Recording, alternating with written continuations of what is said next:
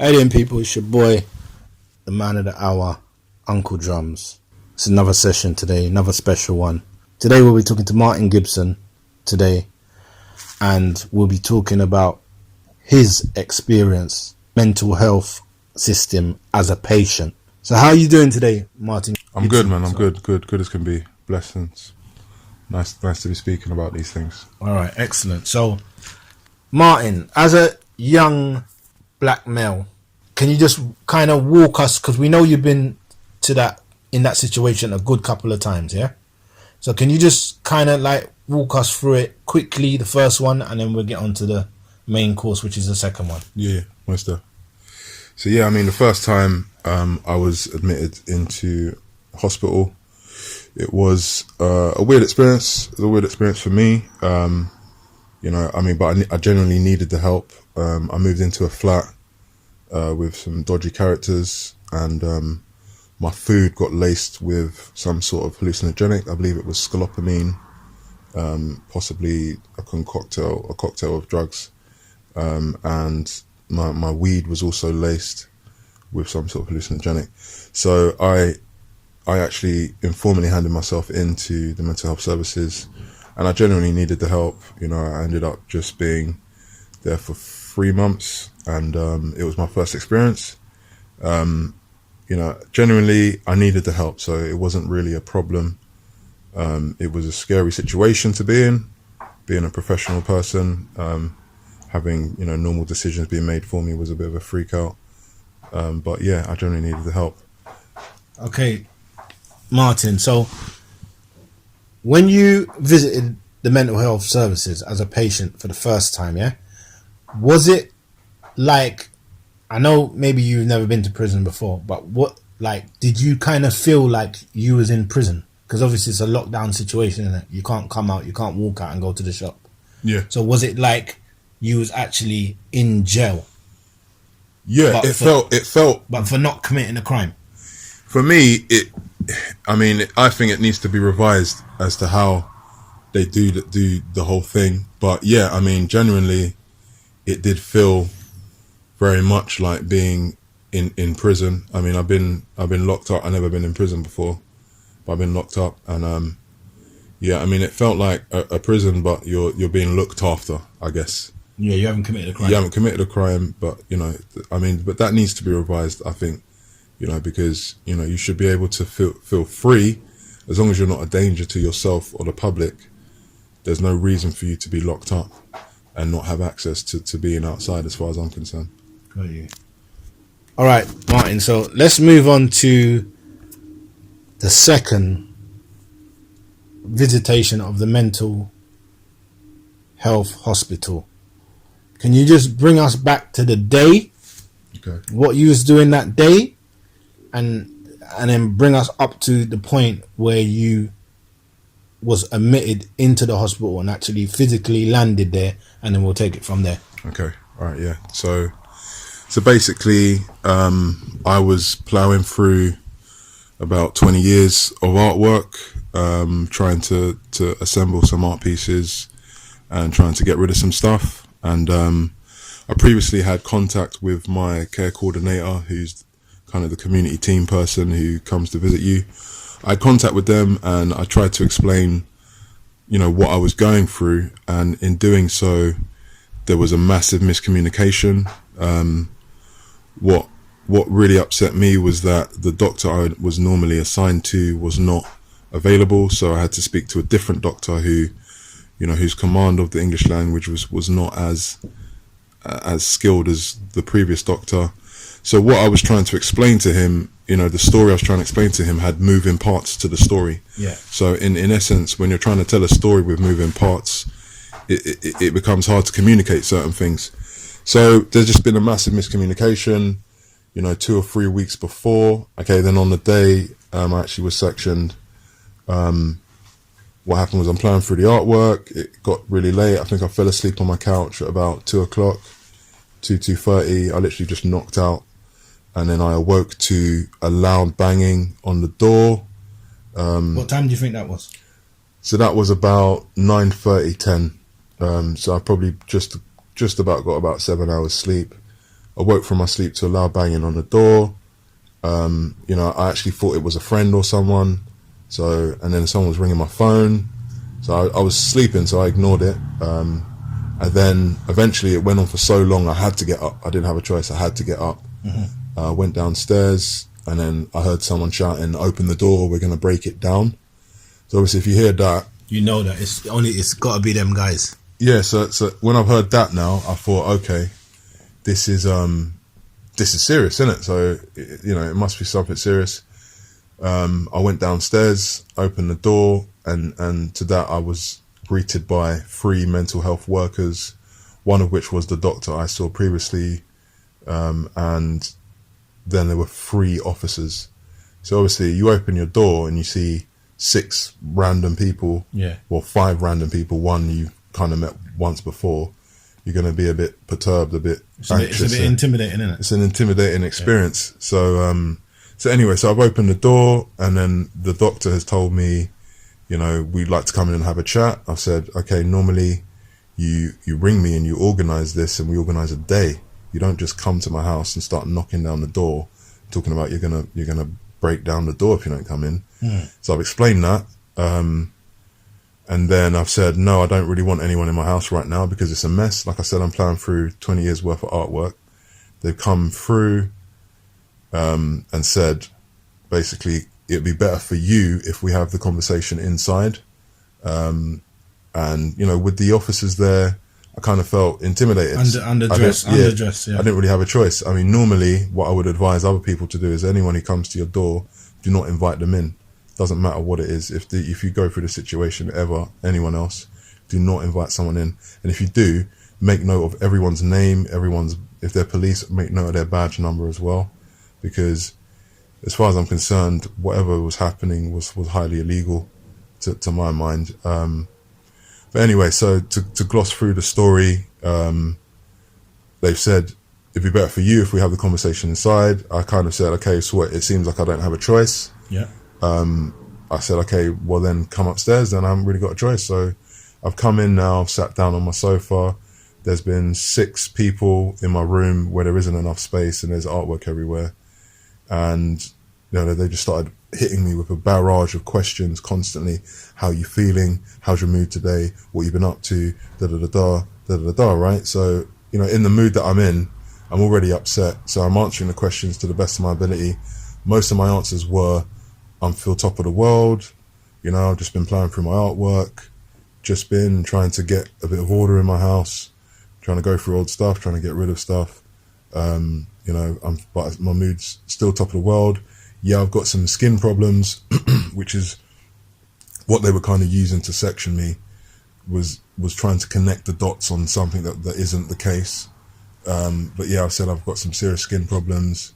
But despite that, I'm still full top of the world. You know, there's no reason for me to be in this kind of situation. Yes. So after that, you know, the questions probably took about 20 minutes. They did ask me also, are you feeling suicidal? Which I took offense to. As you can imagine, anyone who said, oh, are you feeling suicidal? It was almost like, what are you talking about? Yeah. So I don't know what information they've got or what they're trying to do, but it's like they had their heart set on sectioning me. Yeah.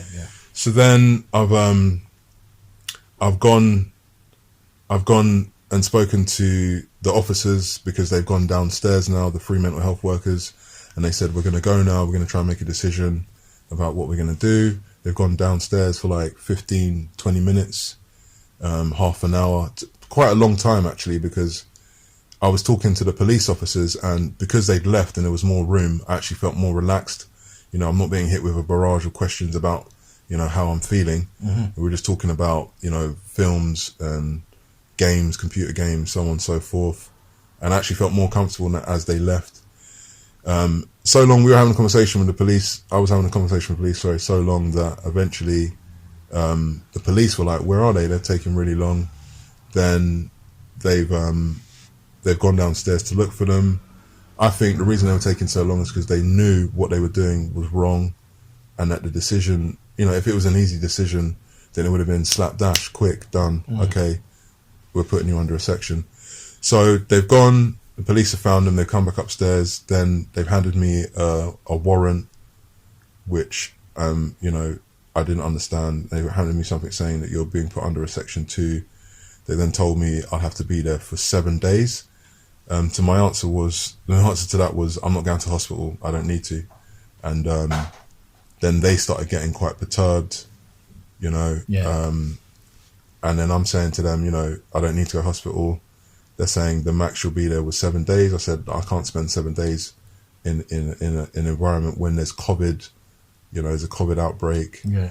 The way I see it is they took me from a safe environment, a controlled environment that I control, where there's one person in the house, I don't live with anyone, to an environment where there's multiple people now. Yeah. Where there's more potential that I could get COVID or coronavirus or whatever they're trying to call it. There's multiple people there. There's multiple NHS workers who are dealing with this disease, who are dying. I'm seeing it on the news that people are dying all the time. Yeah. So yeah, I've eventually gotten to the point where I'm realizing they're actually going to take me out of my environment. Gotten to the point now where I'm like, okay. Pause for a minute. Yeah. When, at that point, when you know that against your will, under duress, yeah, they are going to take you, how was you feeling at that point? So I started to get a bit, anxious, I would say, because I'm looking around. I had to just block it all out, to be honest. I had to block it all out and accept it and move on. And that's the only reason I'm still here talking to you. Because I could have got done for, a GBH or ABH or whatever they want to call them offences there. Because when man's endangering your freedom and talking about they're taking your freedom from you, it's an automatic reaction to want to run. Yeah, or fight. Yeah, so I was envisioning bonksing them out the way. You understand? Having a little scuffle. You understand? Like, certain things was popping into my head like now, because I'm thinking I'm not going to hospital. Yeah. Don't need to go to hospital. I'm looking at the exits. You understand? I'm looking at the window. I'm looking around now. And the policeman, I'll give the policeman, he's a smart guy, because he saw the danger. He noticed the danger. And like I said, I'm doing my artwork, so there's scissors on the table. There's certain things on the table that, you understand, if I wanted to, I could have seriously injured some people, but I'm not stupid. Yeah. Do you understand? I know if I do that, that's assault against the officer. Gone, your freedom gone. Yeah. Everything gone. Yeah. You understand? So he noticed the danger. He's gone like this. He's gone, all right, mate. He's taking the scissors. He's gone, right, mate. Look, I'm telling you, like, right. This is. I know that they're being horrible. He's actually been quite understanding. Mm-hmm. And he said, look, you know what? You're right. You know what? You're right. I don't think there's anything wrong with you, to be honest. You look fine to me. You're fine. You're a nice guy. I've had a conversation with you. You're a nice guy. But look, please just do what they're telling you to do, because you can end up in a worse situation, kind of thing. Is basically what he said. Yeah. So basically, he's telling you he don't want to put hands on you. He's telling me he knows what it is at that point, and he knows that he could get injured. The lady officer could have got injured. The mental health workers could have got injured for what they're doing, because they're in my space, which they're not supposed to be. Yeah. Okay. And he saw that danger. Luckily, I'm a smart guy, and I know as soon as I do that, it's gone. It's curtains for me. Yeah. So I've had to suck it down. I took a deep breath. I looked around, and I literally just blanked them out, Jums. I just blanked them all out. And he said to me, he said, look, just collect what you need to survive for 5 days, 7 days. Put it in a bag. Let's go in it. And I just blanked it all out, blocked them all out. I just started looking for my things, and I just blocked them all out, picked up my things. You understand? Before I knew it, I was being taken to the hospital. Hold on, Martin. Yeah. When you was being taken to the hospital, what did they take you in?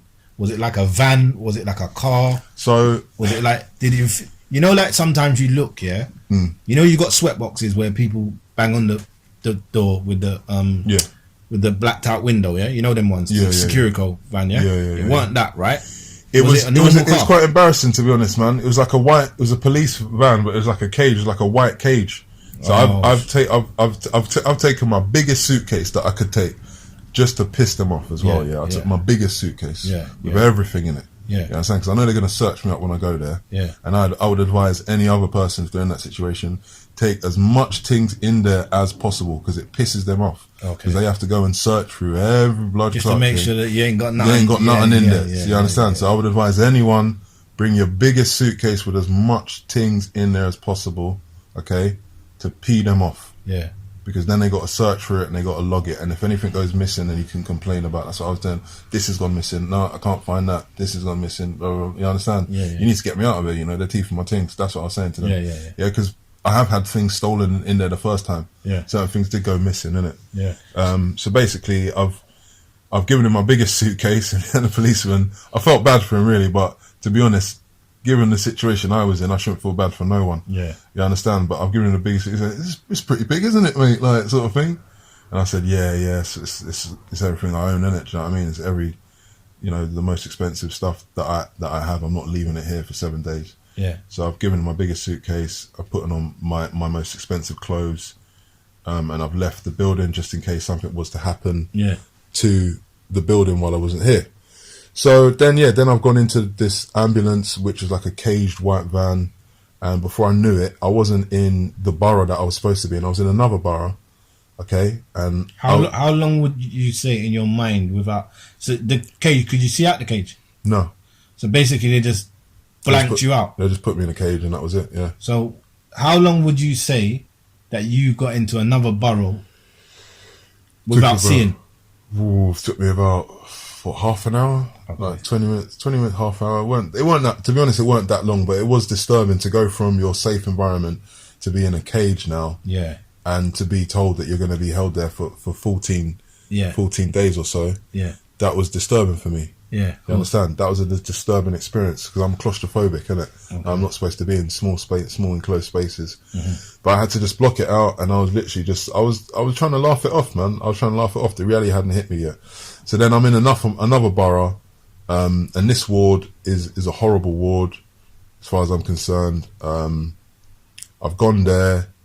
Stop. So when you've got to your destination and they've bust that door open on you, what was going through your mind? So I was just like, this is madness. I was just thinking, this is absolute madness. How is this even happening? And then there was a lady there, a black lady, who had something, who was part of the section. She basically told me I'll be there. She actually initially told me I'll be there for 3 days, which was a lie because she knew that I wouldn't leave if they told me the truth, that I could be sectioned for up to 28 days. So I've been handed a letter saying I've been put under a section 2, which means I can be held for up to 28 days. They've taken me into the hospital. This black lady with a purple kind of hat on, she's taken me into the hospital, and she's basically signed me in with no explanation really, other than this piece of paper. And then, I've basically been admitted into the hospital. Okay. Well, what I want to ask you, Martin, on entering the hospital now, like not like a normal patient, you're entering knowing that you ain't coming out. What was the difference between the atmosphere of outside and in there? Like, you know, like I've been to a mental hospital before, and I knew that when I walked through the door to visit who I was visiting, it was like a change of air. It's like it was all different in there. The whole energy. Definitely, it was dead. So what was it like for you stepping from out your house into that cage, out of the cage into there? I would say it was kind of like it was just like a really dead energy. Yeah. A really like dead energy. So I walked in, and there was barely anyone there, to be honest. And then I've basically just been going through the motions. They searched my suitcase, make sure I've not got any implements, and then all the stupidness starts happening with your stuff. In that you can't have anything in your room, you can't have any long wires, you can't have any mobile phones in your room, you can't film, you can't. It's just rules, everything. So then I've given them my suitcase. They've searched up my suitcase. The first 2 days weren't too bad because the reality hadn't hit me. But then when you're trying to sleep, I can't sleep there, innit? So, and the room was extremely hot at night time. Okay, so at night time, it was very hard for me to sleep. So I couldn't sleep there for like 3-4 days. I couldn't sleep. I've seen the doctor anyway on the first day. I've explained my situation, and I've explained that this is a big miscommunication between the doctor and me. And I was pleading for them for a way to reverse the section 2 that I was put under. And they said that's not going to happen. The doctor just told to me straight, said it's not going to happen. You're going to be here for 7 days. And then they started asking me questions about my health, about my mental health. That same doctor then started adding loads of different stuff in. After I've gone to the tribunal at the end, she started adding all this, rubbish To mess you up. to try and mess me up, to mess up the section, innit? But anyway, so I've gone in there, I've told my story, and I basically asked her, how is there a way to reverse the section? And then after that, after I found out that's not happening, I just closed up. My mouth closed up. They asked me questions. I said, I don't know.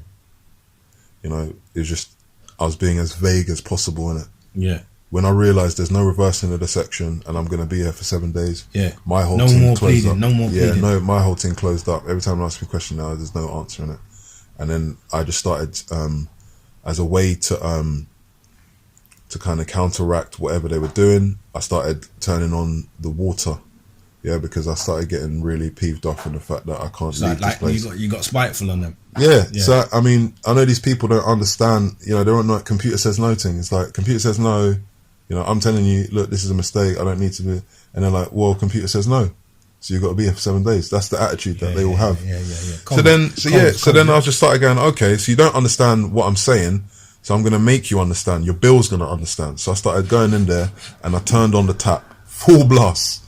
I'm talking water spraying. They're saying, why are you turning on the tap? I said, the government said you got to wash your hands.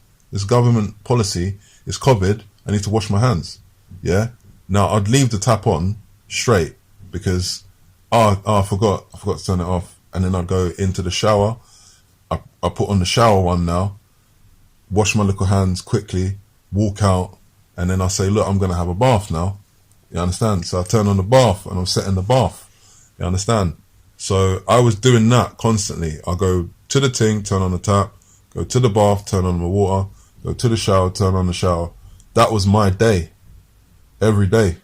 So do you think, Martin, do you think that they caught on that you was being spiteful, or do you think that they thought that, he's going through a mad turn right now? They would try and spin anything into anything, those people, innit? Yeah. Okay. So my answers to everything are, I was washing my hands. Okay. You could say I was doing, if I was to be off the record, I would say I was probably doing it in protest. Yeah. Okay.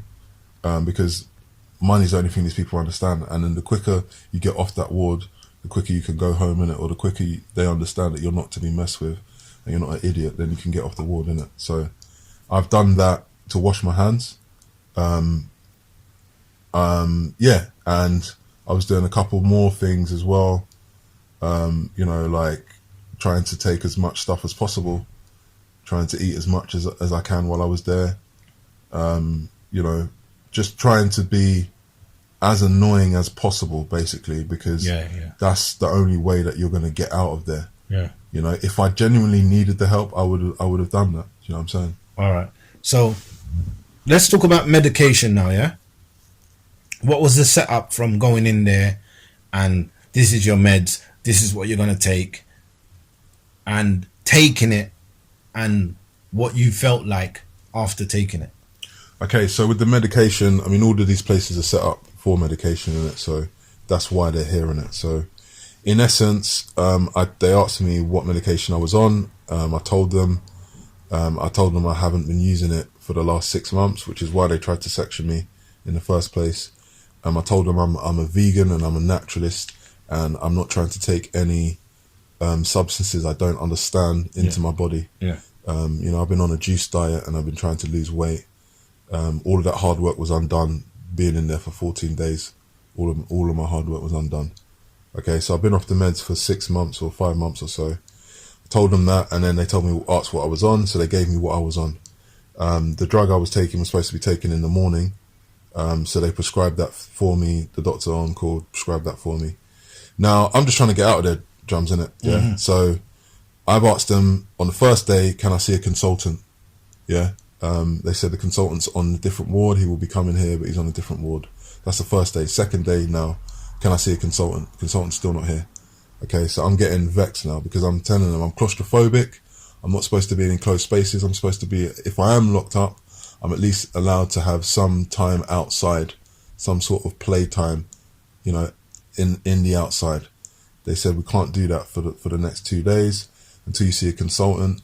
So I'm asking them, third day now, where's the consultant? So they had you stuck in your room? Stuck in this small little room. No coming out, no recreation? I could come out, I could walk around, but yeah, I couldn't come out of the actual ward, innit? Okay. It was a COVID test ward, so they're asking me constantly, can you do the test for COVID? Can you do the test for COVID? To which I refused. I refused to do everything on the first day because I wanted to have things set out the way it's supposed to be set out for me, innit? Yeah. Now, they got that all completely wrong on that ward, innit? Yeah. Now, on the second day, they forcibly given me medication. Let's go back to the medication now. They forcibly given me the medication on the second day. The consultant, I've seen him now, and he said, you have to take this medication, even though I've explained that the last time I tried to take the medication, I literally almost died, innit? Like, I literally almost died because I collapsed out of the front of my flat.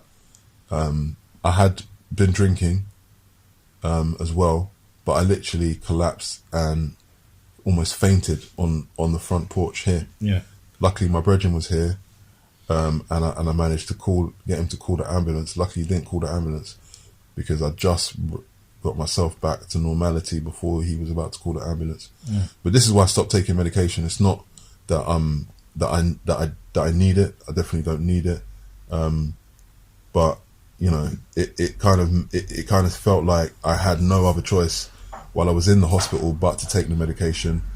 And when I didn't take the medication, I completely complied. I took the medication, but what's supposed to happen is I'm supposed to go outside because that medication, I was prescribed it to be active. So you take it, you go out, you do something. Whether it's work or indoors, you're supposed to go out and do something. But yeah, I've been indoors doing my thing indoors. But you're supposed to take it, go out, do something. Not take it, be inside, walking around like an idiot. You're supposed to go out and do something. So I was prescribed this medication. I told the consultant, he said I have to take it, so I've taken it, right? Then I started getting vexed in there because I've asked him, I've clearly explained to the consultant that I'm claustrophobic. Now, if you understand what claustrophobia is, that's right, then you have to give me time to go outside. That's right. Especially after taking the medication. I'm complying with your rules, but you're not adhering to what I'm telling you as a patient. So then I was just on to this consultant constantly. So wherever he's going, I'm going. He's going left, I'm going right. He's going to talk to another person. I'm saying, look, I need to talk to you, blah, blah, blah. You understand? So, and then even the doctor now, I'm talking to the doctor, and then I'm asking them, I need to reverse the section so I can leave because you're not handling it properly. So I want you to reverse the section. I need to speak to a consultant so I can get an outside opinion on my case, innit? Yeah. So during that time when you was doing all that, yeah? Yeah.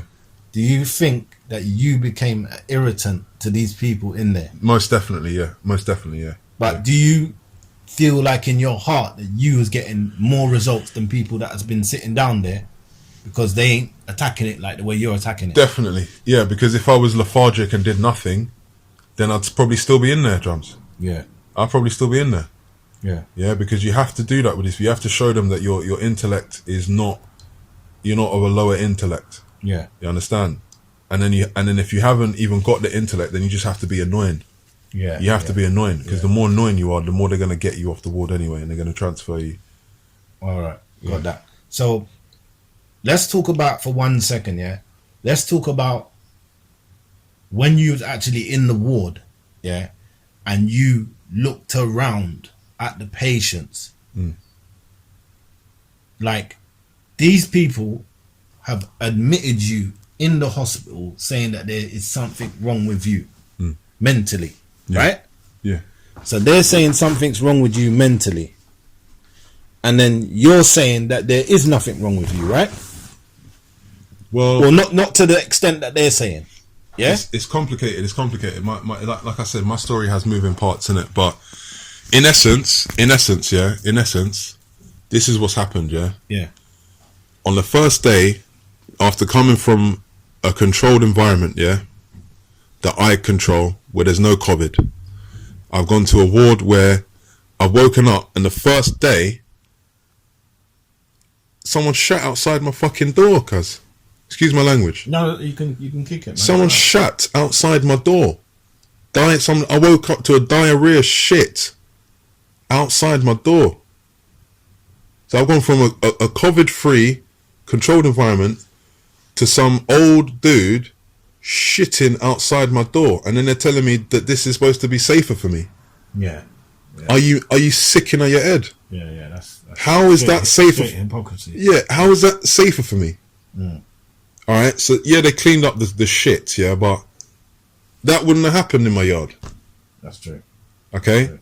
And then on top of that, okay, so I've complied with taking your medication, and then I haven't been allowed to go outside. So I'm walking past the door, and I pushed the door. The door was already snapped. I don't know why they've got that door there anyway, right? The door was already snapped. I pushed the door, and the door snapped off. And then they're trying to say, "Oh, he broke the door. He broke the door. He broke the door." And I'm like, "No, the door's already broken." Do you understand? Now, hold on. Just hold that thought there. Yeah. The door, yeah? Yeah. It's snapped, yeah? I don't want to go past this. What I want people to understand, yeah, is that they admitted you in there saying that there's something wrong with you, mentally, and you're saying that there could be something wrong, but it's not as bad as they're making out. So you're juggling, you're handling your situation, right? Well, to put it simply, with my situation, I've been given all the effects of what someone with bipolar or schizophrenia. Okay. So I've got all the conditions. But I haven't actually got that. Okay. Do you understand? So I've been given the experiences. Okay. But I actually haven't got that. Okay. Someone has created that. Now, how this has been created, I don't know. I'm not going to go into it. Yeah. You know, this is something I can't explain because I don't understand. All right, I got that. So when you go into this mental hospital now, right, and you go in there and you take one good look, your first proper good look at the people that are in there, what was you thinking about those people in there? Because you know your situation, right? What was you thinking? Forget, we're not talking about you for a second. We're thinking about what your eyes are seeing and what you're picking up in your brain. Like looking at these patients that's been in there before you. What are you thinking to yourself? The first guy I saw, I judged him wrong. Mm-hmm. He's giving me a bad vibes, innit? But I understand why he's got a bad vibe because he's in there. Yeah. Now, I found out what they did to me, they did to that brother 3 times. Okay. So what happened to me, so like I said, I've complied, I've taken your medication, I pushed the door snapped. Okay, then I started, I leant on the button, or I pressed one of the buttons that calls bare people to the ward, innit, Mm-hmm. And then when all these people have come now, I tried to go near the camera, because I know how they go on, innit? So I've tried to go near the camera at the front of the door, and they kind of ushered me back, away from the camera so they could bruck me up, innit?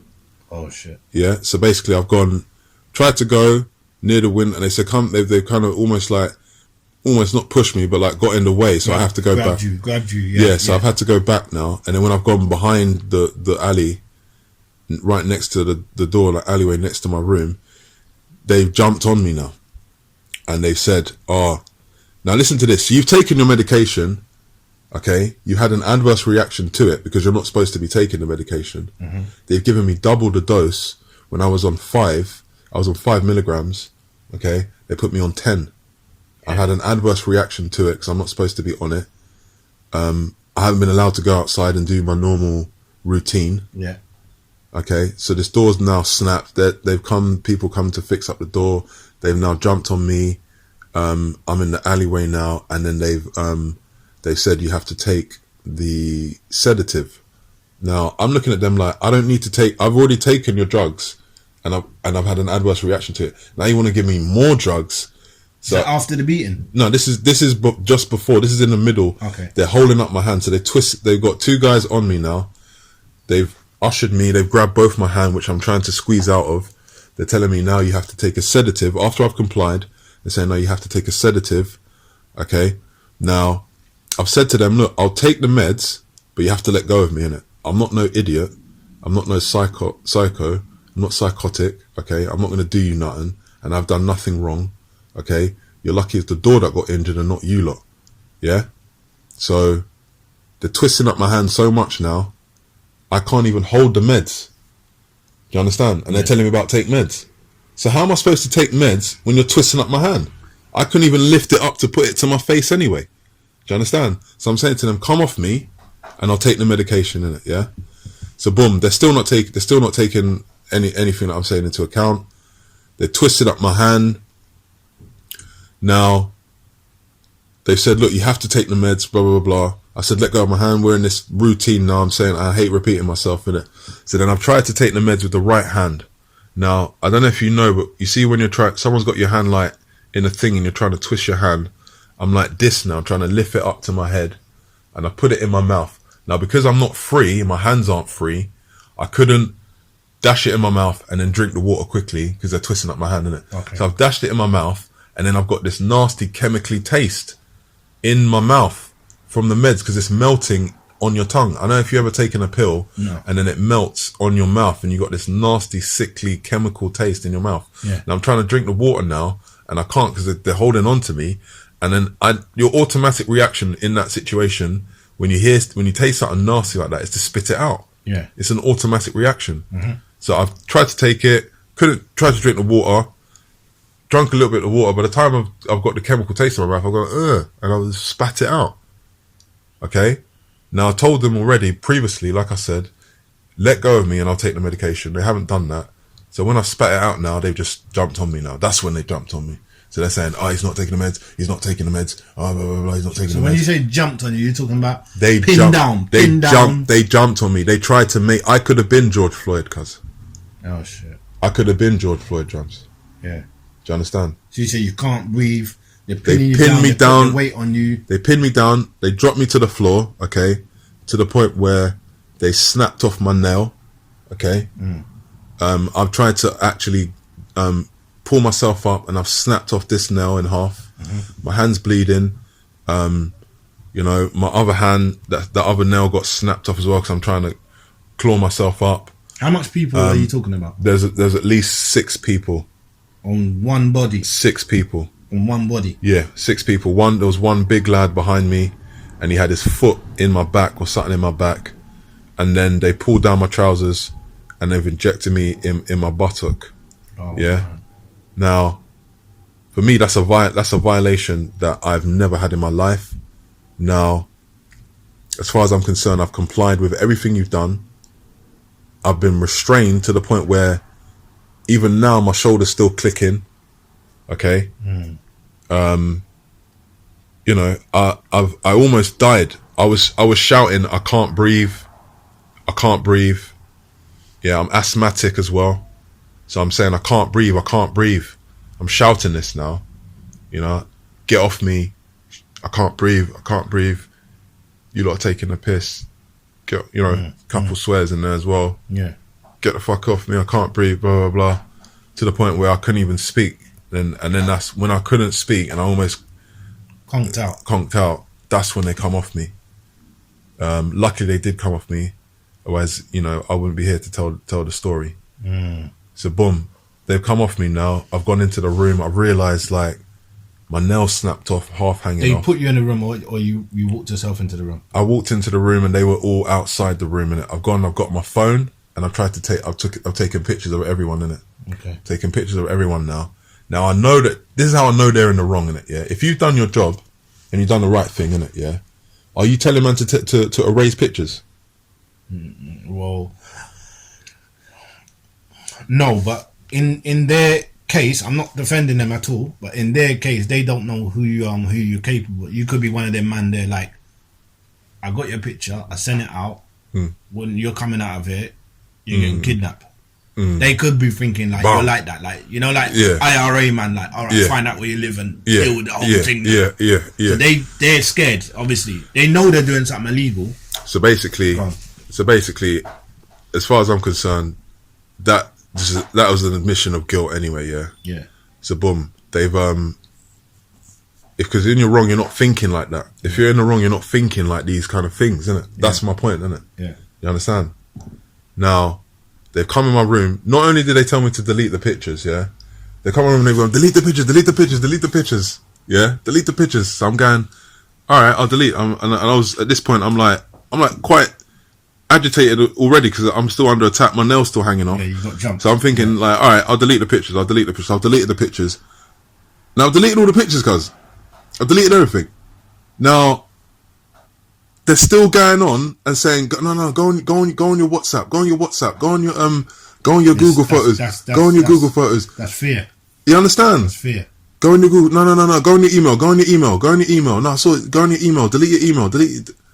Yeah, that's fair because you understand? Because they don't know who you are and what you're capable of. So basically, this is madness. To me, this is madness, isn't it? Yeah, and it's an admission of guilt because you won't be doing that. If you did your job right, you're not doing that. I know me personally, I ain't doing that. If I'm in your job, I ain't doing that. I'm not telling you to delete nothing. I've done my job properly. You could go on, take a picture. Look, I'm smart. I'm killing up my teeth in the picture because I know I've done my job.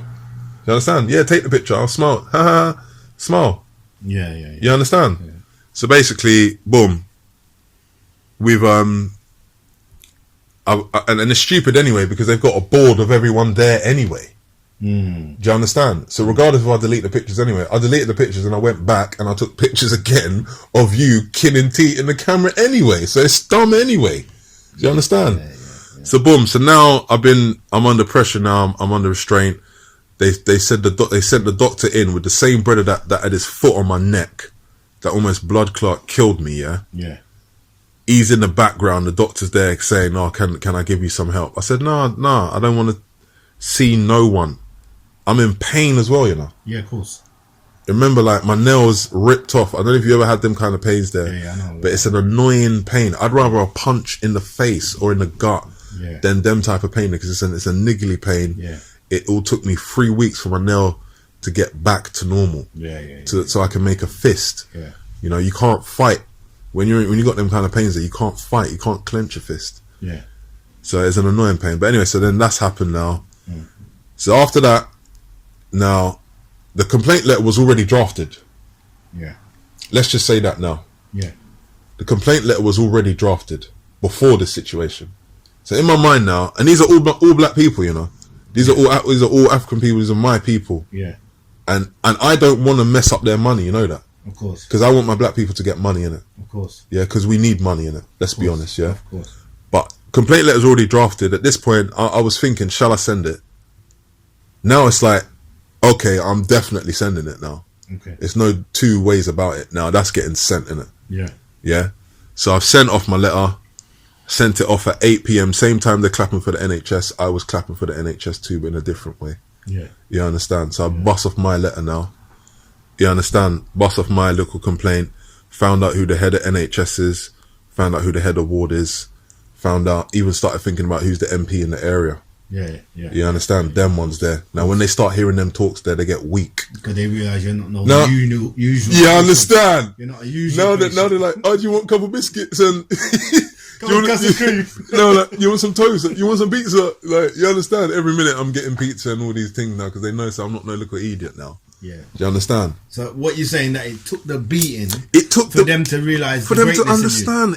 And that's what upsets me, because you shouldn't have to bring it to those levels, or I shouldn't have to bring it for those levels. For you to everyone, this is a service role. This is a service job. But okay. One thing is for sure, yeah. Like the lesson you're teaching me, and the lesson you should pick up on what you're saying, is that we don't get nowhere by singing. Sometimes you got to start swinging. Yeah. So basically, everybody's in there on a choir thing singing, and you've gone in there and said, F the singing, man swinging, yeah? And now that they've done that to you now, they've realised this guy ain't no usual suspect. He's different from the rest. So that's where you gained your power. You feel me? Which is a good thing, but a bad thing at the same time. It's sad that you have to bring it to those levels. But to be honest, I was swinging from the beginning, but I just weren't swinging hard. Of course. You understand? But it's just how it is, isn't it? Yeah. Until you show people what you're about, they will take you for an idiot, innit? Yeah. You know what I'm saying? And there's enough people in there, and I was trying to coach them as well. I was trying to coach them and say, look, do you know how to get out of a section? You got a solicitor, you got this, you got that. Because eventually I was trying to overturn the section, which is damn near impossible. Yeah, because of the Mental Health Act law, it's damn near impossible. So it got to the point where I was like, okay, I need to just appeal it and get out of there, innit? You know what I mean? That's the only way that I can get out of it. Okay, now what I want to ask you is this, yeah? At what point of that time did you think to yourself, you know what? I'm going to put everything aside, the beating, whatever you've done to me, whatever, and I'm just going to work on coming out of here. Yeah, I think after that... How much days would you say you was in where you thought to yourself, all right, done the stupidness now, let me just concentrate on, let me focus and meditate on coming out. Okay, I think it was like after the fifth day, when eventually after that I was granted, they started treating me right, innit? They said I can go outside to the park. You had a little park there. So after that now, I actually thought, you know what? I'm going to take the positives out of the situation. And that's what I did. Good. So the positives of the situation were, okay, I ain't got to spend no money on food. I ain't got to worry about my door. I ain't got to worry about anything, really. Gas, electric. Do you understand? So those are the positives. So I was like, okay, let me just focus on that. Let me focus on, what I can do for myself here, innit? Yeah. And to be honest, most of my time was spent repacking my suitcase because they mashed up my suitcase, digging up things, going through things. So most of my time was spent reorganizing my suitcase, getting it in an orderly fashion, and just trying to keep myself cleanly, brushing my teeth, which was very hard in there because once again they're taking me from my environment where I've got all my stuff here to an environment where I haven't got any of the things that I was using to deal with my skin condition. Like my Dettol. Luckily I brought my Dettol in a bottle. And I was having little Dettol baths in there because I can't, every minute I can't trust what's in there. There's too many different people in there, nasty people as well, that I don't know where they washed. I can't be jumping in a bath where I don't know the bath ain't clean. Yeah, of course. And I ain't seen the person who's cleaning it and what they're using to clean it. Some slapdash business they're doing in there. You understand? So hold on. So let's talk about the point, yeah? Let's talk about the point where you got to as being sectioned, yeah? Where you said to yourself, you know what? Right, done with the little spiteful behavior. Let me concentrate and meditate on coming out of here. So let's get to the point where you started doing research and getting knowledge and started empowering yourself in there and started to talk to the patients and started to give them a little bit of empowerment. Okay, so I mean, a lot of the information is just there on the walls anyway. But if you're not a knowledgeable person, you'll just gloss over that. But I mean, I already had my solicitor hooked up, so. I speak to my madre, my mother in there, and making her understand what the situation is. They tried to chief me. Yeah, they tried to chief me by tricking me with my words and saying, they said to me, do you want your mum to be informed about this kind of stuff? And I remember my mum's on her anniversary, 10-year anniversary. Yeah, I understand. Yeah. So I didn't really want to mess up her thing. Yeah. And have her worrying about me being put on the hospital. Yeah. So I've said to them, look, I'll keep my mum in the loop. Don't tell my mum anything. I'm going to keep her in the loop about things because I don't want her to worry, innit?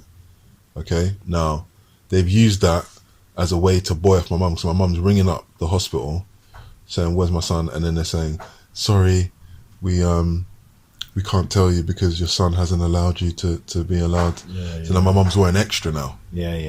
You understand? So that was getting on my nerves. That was getting on my nerves.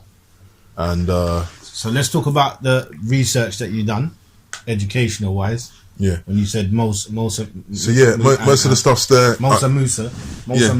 Yeah, Mosa Musa. And teaching other. Yeah, so there was some young youths in there, and I was saying to them, first thing I'm saying to them is, you got a solicitor? Have you got this? Have you got that?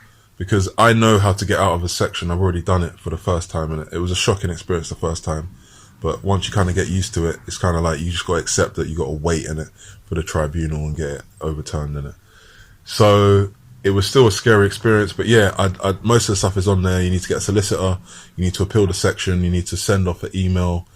You need to do a form, send it off, and then you get your appeal done, hopefully within the next 3 or 4 days. Mine was done quite swiftly, if I'm being honest. They were quite swift with me. But because of the COVID thing, I wasn't allowed visitors. And that freaked me out, because I think a lot of people could very easily get lost in there. And then there was a youth in there who couldn't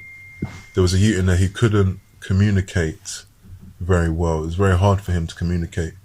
And, he looks fine, he's dressed fine, he's dressed good, but when you try and talk to him now, he couldn't communicate. And I felt really sorry for him, because I was thinking, you know what? Maybe he's got maybe it's an injury or something, but that guy could very well, if his parents aren't there, they could really take the piss out of that guy. And to be honest, I was very scared for his care, because he wasn't eating properly, and I know at night time he was hot like me. And I was saying the place was bleeding hot because they had the radiator on, and it was summer. Summer was just starting. Wow, they're trying to bake you out. So that's what I'm saying. They're trying to dry you out. So boom, like trying to dry me out. So boom, like I've seen him just with the door open and he's by the side. And I'm saying, mate, you're right, because I'm kind of hot in there, and he can't communicate. Are you and him in the same room? We were like next. It was like next door. Is it one man, one room, or dormitories? One man, one room. Okay. Innit? And then you come out, and then there's this corridor. But I'm looking at it and I'm trying to communicate, like, are you all right? And and he can't really communicate that. So I was very worried for him, because, luckily I have all my faculties and I can do that. But imagine, like, someone could really abuse that boy and he wouldn't be able to communicate. Yeah. Do you understand? Someone could really take the piss. Yeah. Luckily there was some good people in there. There's a Jamaican lady in there that was looking after him constantly when she was there. But at night time, I'm not being funny, the staff are flipping lazy at night time there. Yeah. It's an easy ride for them. Yeah. Most of them are just flipping lazy. Yeah. And they weren't checking on him. Yeah. Yeah, I saw the guy bunning up in his room, and he's coming out in the door, and you can't even really get no breeze because they ain't got the windows open. So you're bunning up in there, and there's rat smell. Wow. There's dead rat smell in there. Wow. You're talking about cleanly. There's dead rat smell. I know the smell of dead rat. You understand? Or stagnant water and dead rat. You understand? Now, and then they're marking me down and saying that, he's not bathing, he's not washing himself. I'm doing my little gentleman's washing there, by the sink or whatever, washing the danger areas, and then eventually on the last day I had to crub that bath out. You understand? And have a little bath in there. But like I say, I was trying to advise people in there, but it's very hard managing your own case and managing my thing, because I'm trying to get out there as well. Yeah. All right, so we're gonna round it off now, bro. Yeah. So, for you going through that experience like twice now, Yeah. Obviously, you're getting more knowledgeable to that bad situation, which is not a good situation to be going through. Yeah. But what could you tell young black males or females that could potentially put themselves into that position? What can you tell them to stop themselves from getting them? Because there's a lot of people that they're gonna go jail, or they're in jail and they cry mental health, and then they end up in places like that. I mean, it's a double-edged sword, really. I mean, like I say, with my situation, it helped me and it hindered me. So what do? The first situation, it helped me. Okay, the first time it helped me. Yeah. The second time, you helped me and you hindered me. Yeah. So it depends. It's all relative, innit? The mental health services are a good thing in general. If you need help. But it does need to be reviewed. Okay, it was made in 1983, which is a very long time ago now. So the laws need to be revised. But for me, what I saw is it's a butts in seats thing. Yeah. They need butts in seats. Okay, because there's all these hospitals and no one's going in them because of the COVID thing. No one wants to engage with those services. Yeah. Because they know NHS staff are dying, dropping like flies. Yeah. So why would you want to engage with a system when you know that NHS staff are dropping like flies? Yeah. So this is it. I mean, it helped me and it hindered me. what advice I would give to them is, mental health services is not a bad thing, but you don't really want to get engaged with any of these things. Yeah. To be honest, you want to disengage, and you need to be self-sufficient from everything and everyone. Yeah, apart from the people who you need, because it's weird. Like, once you engage with something, then you become reliant on it. Yeah. And you don't want to become reliant on something like the mental health services, as far as I'm concerned. Yeah. The key to self-sufficiency is to be reliant on yourself. You won. Yeah. Okay. Few friends here and there, few family here and there, but not too much. Yeah. Because when it's too much, then people start catching feelings. People start getting irritated. They start getting an opinion. Yeah. And you don't want people to have an opinion on you when they don't know you. Yeah. Yeah. And they start getting too friendly. I don't like people getting too friendly, too comfortable. If you're not my family, you understand? You're not my friends. I don't want you too comfortable. So yeah, that's what I would say. All right. So for the young black females and young males here, some people play the card and end up in them places, yeah? And some people need those places because there is clearly something wrong. Exactly. So for the people that's clearly something wrong, what advice would you give to those people? And for the people that act it and end up in there, what would you say to that? So double-edged sword, really. I would say to the first, find a way to overcome what's making you need the services, because you don't want to be completely reliant on that. There's other ways to deal with mental health. There's other ways as far as I'm concerned. The doctor's not the be all and end all. Yeah. Also, second opinions, man. If there's a doctor in the family or someone like that, second opinions are gold. Do you understand? Because, you don't want to be reliant on one person's decision. What if that one person hasn't gone through the experiences you've gone through or understood what you've gone through? That's right. So they're going to have a warped perspective when it comes to you. For the others who are playing the card, just know what you're dealing with, Car. Mental health services is a serious thing. So if you're just playing a card to get in there and then you won't come out, it don't work like that. Once you're locked in, you might get locked in forever. And second of all, the medication that they're giving you could change you as well. Could change up your whole thing, yeah. And if you ain't got people looking after you, you could very well get lost in there. I see a lot of people in there who are lost in there. They're dosing them up with all sorts of drugs. Yeah, I saw one man, the first time I went in there, I saw one black guy coming, like his family must have discarded him or something. And it's like, he had a whole cocktail. When he come to medication, he's getting like all 10 pills, cuz. Wow. 10 pills. Now, I don't care who you don't need that. I don't know what he's going through, but you don't need, like, they must get some fitness, do a run, you understand? Do something like that kind of, those amount of pills, no one should be ingesting that. Do you understand? Yeah. So, I mean, that's my opinion on the situation. That's my honest to God's truth opinion on it. Is self-sufficiency is the key. Even if I was sick, I wouldn't want to go into mental health services. Yeah. Okay, because the system itself is an old system. So you're using an old system, an old way of working to deal with new situations. Yeah, which is the whole problem with a lot of things. Of course. Okay. So yeah, that's how I would answer that. All right. The last question I'm going to ask you now, yeah? Going through that ordeal not once, but twice, how do you feel as a black man now that you're out? How do you feel about the services? How do you feel about yourself? How do you feel about your own security? How do you feel? I feel that it's a needed thing, but they need to review a lot of the stuff. So if you're a danger, if you're a danger to society, like you stabbed someone, you killed someone, and then you've got mental health problems, then okay, I understand the need for someone to lock you up. Yeah. I understand that need. You stabbed someone, you've endangered someone's life. Now, if you haven't endangered someone's life, there's no reason for you to ever be locked up in my opinion. There's no reason for you to be locked up. Yeah. Now, in my situation, I hadn't endangered anyone. In fact, I have been endangered, and I was still locked up. Yeah. Now, so I mean that's as simply as I can put it, really. You know, if you've endangered someone's life, then you deserve to be locked up. If you haven't, then there needs to be a new way in which they deal with that.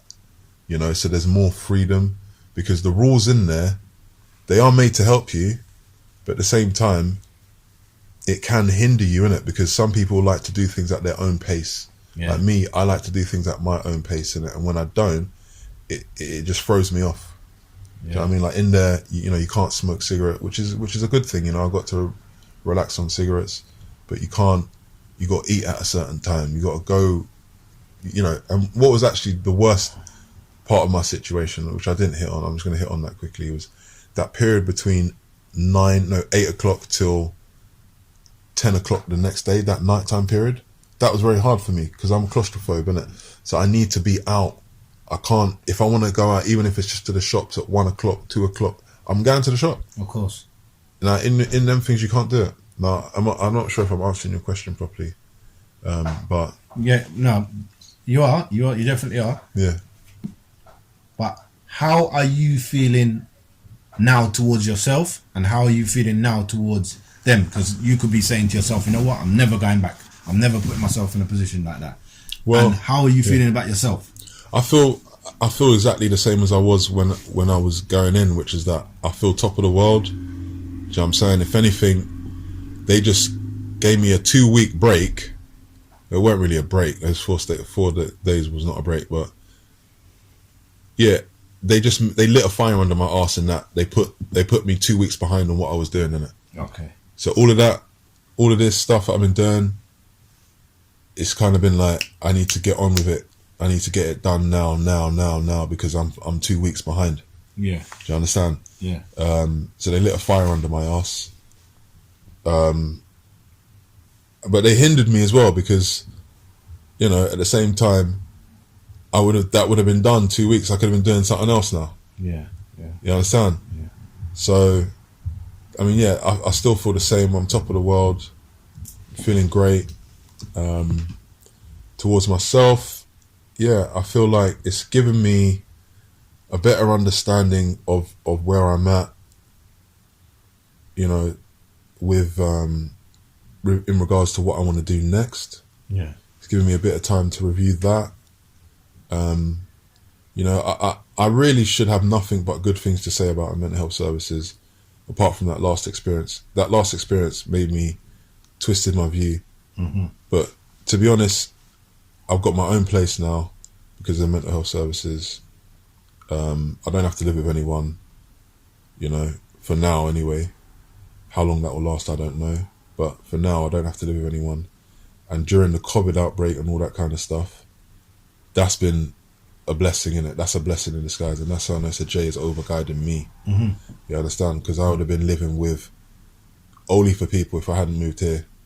And that would have possibly endangered me more to getting COVID or coronavirus or whatever they want to call it. Yeah. You understand? So I know Sir J's over-guided me. Yeah, man. To be honest, I should have nothing but good things to say apart from that last experience. And it's just miscommunication. And another thing I want to say, yeah, is this miscommunication is what's led to this whole situation. And this is something that they need to address within the mental health services, in that when someone comes on shift or when there's a rotation, okay, your doctor rotates, okay, that whatever's happening with you and that doctor needs to be communicated again between you and another doctor. Now that creates confusion, innit? Yeah. The same way when someone rotates a shift and, you know, you're charging your phone or whatever, and then things go missing because someone's left the shift, you've given your phone to charge, and then next man's come on shift and they don't know where your phone is. Your phone's gone missing now. Yeah. So that little thing there, they need to really do I think they call it handovers. Yeah, that's right. They need to do the handovers properly. Yeah. So everyone's knows the situation. Yeah. And also knows whose belongings are whose belongings. Yeah. And they need to put things in place to do that. Yeah. Yeah. You know, like little, I mean, they normally put name tags and stuff like that, but in regards to the doctor, that's a different thing, isn't it? Because, you know, his incompetence, and I'm going to call it incompetence, yeah, has arisen mainly because of his lack of understanding English, I think. That's where the incompetence is coming in. Yeah. Yeah, because he can't understand, like, Oxford graduates who's done English literature's master of English literature, you know, his master of the language, sorry, is a different thing to a man who's just come on and has a second language who I can't really complain about because I can't speak that language, but his knowledge of that and an Oxford graduate's knowledge is levels. There's levels to this thing, innit? Yeah. That's what I'm trying to explain. There's levels. So his grasp. His non-comprehension of what you was trying to, the message that you was trying to relay pass on to in the him, first place. Yeah. has took you 2 weeks back and could have messed up your life, but you've kept it moving. I could have died, cuz. Yeah. Yeah. You understand? Yeah. Because of his incompetence, I could have died in that hospital. Yeah. You understand? And that's where it's like, actually, I need to write my complaint in it. So, all right. So, I need to write a complaint. we're at the end now, yeah? So what has that done to you now, knowing that the doctor misunderstood what you said, yeah? Put you in a position, yeah, where you had to go and do 2 weeks behind that door. What has that done to you? Has that made you stronger? Has it made you resent more? Has that made you think, raw, we live in an effed up world, bruv, like anything could happen? Or has that made you think, you know what, I'm not gonna put myself in a position like that again, you know? Like, I'm gonna tread on eggshells if that's be the case, just not to. It's actually been a bit counterproductive, in that I feel like I can't engage with them in the same way I would. Yeah. I mean, I still am, but I have to check myself sometimes, because sometimes you're chatting like I'm chatting to you now. I'll be chatting to them like that, and it's two different things. Yeah. You understand? So I have to check myself. Yeah. And it's made me hold back the amount that I engage with them and the way in which I engage with them as well. Yeah. 1, 2, it has spurred me on, and it's made me even think of maybe doing a career along those lines, because I feel like there's not enough black doctors. There's not enough black doctors. Okay, now in my family, there's no black doctors at all. So there's not a doctor that I could say, okay, I'm going through this, I need to speak to someone who has knowledge on the subject. There's not a black doctor in it. So it's made me think, you know what, I should have done that at school. You know, all this other stuff I was doing, maybe I should have played to the weaknesses instead of the strengths and done something like that, so I could say, boom, I could be that person in it. Yeah. Okay. So it spurred me on in that respect, and it spurred me on to be doing what I'm doing now, and it's actually made me realise how much I love my subjects that I previously studied. Yeah. And it's made me want to get back to where I was. Yeah. Previously. Yeah. Yeah. Yeah. So it has spurred me on. It has inspired me, but it's also made me think that I need to write a complaint to make sure stuff like that doesn't happen. And when I was in there, what I was doing was I was talking to the younger members of the staff and communicating to them my frustrations, because I feel like it's a problem, much like with the racial problem, in that the older generation, they already know, and they know what it is, so they don't want to challenge anything. The younger generation coming through will challenge it and will try and change things. Yeah. So I was speaking to the younger people and I was telling them, I was voicing my frustrations, like, this is silly, this is silly, this is silly, this doesn't make sense, this doesn't make sense, you need to do this, you need to do that. So I was advising them and trying to get them to understand why there are no butts and seats in there. Because if they were doing things correctly, you wouldn't be able to get people out of mental health services. Yeah, because they'll They'll be there, like the social. they'll be there all the time, bruv. Like unemployment, like social. Bruv, Yeah, I'm telling you, they would never be able to get them out. Yeah? And to be honest, that's how it should be, because as far as I'm concerned, the whole world, needs to be put under section. The whole world. Yeah? The way things are going at the moment, the whole world is suffering from mental health services. I mean, suffering from mental health problems and needs the mental health services. The whole world, they need to be re-educated. They need time, which is what this COVID thing has done, is given a lot of people just time to think, what am I about? What do I think about? What inspires me? What do I hate? What do I not like? And this is why you're seeing a lot of people come out for these marches and all these kind of things, because they've had the time to think about issues that really are affecting them. Okay, and mental health services would be a good thing for the whole world. If they get it right. You know, and allow you to be free and frolic. Still deal with what you need to do, but be free. At the same time. To express, because that's how I got to the point where I'm afraid to express. And then what's the point in being in there then? And I'll leave it there. Brother, what I want to say is, by what you just said there, the whole world needs it. I think we do, because we've been, let's say, indoctrinated in the wrong way. Where a lot of people are appeasing their phones, appeasing this lifestyle that they see on television, and just living a false life, really, to try and make the general public feel that they are something what they ain't, and they're not really looking into themselves. So I think what you're saying is exactly right. But what I would say is that mental health would be good for everybody to look into, but not in the way where it feels like you're forcing me and I have no choice. You see, like where you said the police officers, the 3 doctors came in here, and you knew that their energy alone was negative. Like, they're going to force me to do something against my will. Nobody should feel like that. So I agree, mental health, everybody should look into it and be a part of it if they want to be a part of it, but not under duress. Exactly. Yeah, not in the fashion I went in. Not someone knocking down your door at 9:30 telling they're going to break down the door and then putting you in an armoured van. And taking you to the hospital. No, that's not how I would have gone in. I would have gone to the hospital informal. But I didn't think what was going on was that serious, innit? So I had to do it, and you know, I would have done it in a different way. But to be honest, I wish I'd done that now. Because then when you're informal, you can leave whenever you want. You can go out whenever you want.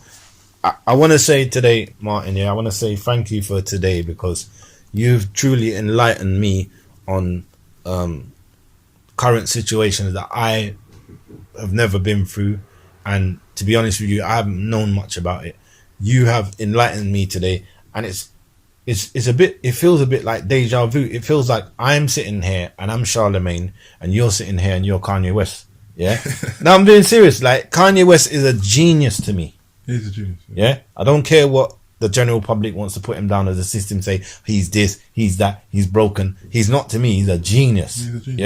And sometimes these geniuses are misunderstood, and they label them and package them and try and make out that there's something wrong with them when there ain't. Just like sitting down talking to you today, I can see that I don't think there's anything wrong with you. I just feel like you might be misunderstood, or you're not heard, or you're not given the time to express yourself, or when you express yourself, it's misunderstood. You feel me? Yeah, that's it. And there's nothing wrong with that. Yeah, I mean, everyone has their problems, innit? You know what I'm saying? But you know, I'm like at a point where I don't need mental health services, like or labels, and this is it. There's a big stigma that is attached to being in contact with the mental health services. So this is partly why people won't engage as well, because they, you know, even that phrase like, "Oh, you're mad," or you know, I say it every day, like, "Oh, you're mad," or you're sick, mad. or There's a big stigma, and it's not, you know, it shows that it's there, because until I went into the hospital, I never noticed these things. But you can tell that the mental health services, especially for black people, were used to destroy us. Yeah. It's used to destroy us. Yeah. Now they need to recheck. They need to restructure the whole thing, as far as I'm concerned, and actually rebrand it as a way to get away from the madness. Like therapy, like good therapy. Yeah, they need to get and they need to find a way to restructure the Mental Health Act law so that you don't feel like a prisoner, because pressured. like a prisoner, because that's how they have it. It's you're a prisoner. Now, if you can engage with the mental health services and you're still within your environment, because that's what the main thing for me was. You've taken me from a safe environment. This is COVID times, peak COVID times. You've taken me from my environment and you put me in a hospital. The next day I've had someone shit at my door. Come on. Now the guy's talking about, oh, you'll be safer in hospital. It's like, nah, no one's gonna shit at my door. Where I have to wash and brush my teeth. No. All right, brother. I want to say many thanks to you today, brother, for sharing your experience and your story. And I think people will listen to this and take heed, because that's what information is about, passing on so you could learn something, take heed, and hopefully you won't step in the dog mess that someone else has just got all over their shoes. That's it. So I want to say much respect for you today, Martin, and I just want to say big up, and I want to say, whatever you're doing in life right now, continue doing it, bruv, and the titles that they put on us and the titles that we put on ourselves, it really don't mean nothing. That's it. It's you as a person. That's it. Yeah? So keep doing what you're doing, bruv, and thank you for your time today, yeah? Man, thanks for having me, man. Thanks for having me. Bless up, brother. Bless. There you go, people. Another hot one. We're out. Take it easy. Blessings.